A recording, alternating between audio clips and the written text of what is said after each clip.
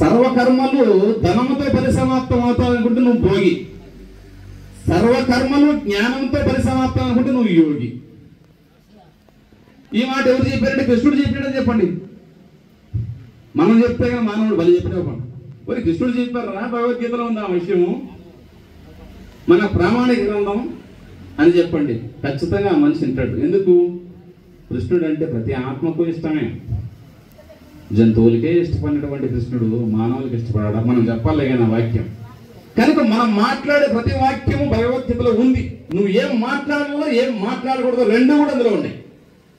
నేను చెప్పినట్టు నువ్వు వింటే గన నీకు మంచి జన్మలు వచ్చే అవకాశం ఉంది, జన్మ తరింపజేసుకునేటువంటి అవకాశం ఉంది. నీ ఇష్టంగా నడుచుకుంటే నేను జంతు జన్మలో వేసే అవకాశం ఉంది, జాగ్రత్త అంటున్నాడు 16వ అధ్యాయంలో. ఎందుకు వచ్చిన గొడవ? చదువుతా పోలా?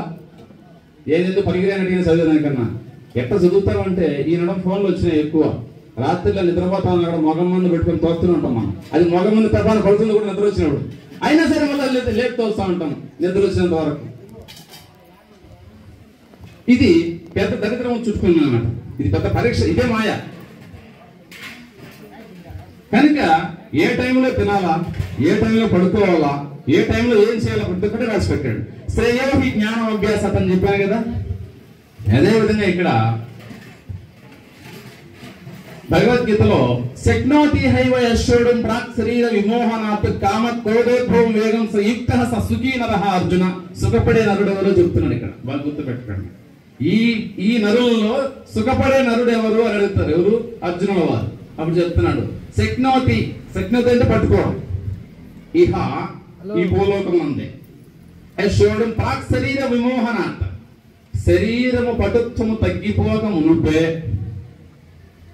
ఎవరైతే నేను చెప్పిన జ్ఞానాన్ని పట్టుకొని హర్షత్ వర్గాలను అరికడుతున్నారో వాడెక్కడ సుఖపడతారు అర్జున. ఇదే మాట పాటలో ఉంది బ్రహ్మంగా జోజరులు అంతే. కామక్రోధములాదు హర్షత్ వర్గములు అని చెప్తున్నారు. వాటిని శీఘ్రంగా అరికట్టేస్తే నీ జ్ఞానం వచ్చే అవకాశం ఉందన్నాడు. ఆడ పాటలో ఉంది, ఆడ శ్లోకంలో ఉందంటే ఇంకే తేడా లేదు, నూతన మాటలో ఉంటది.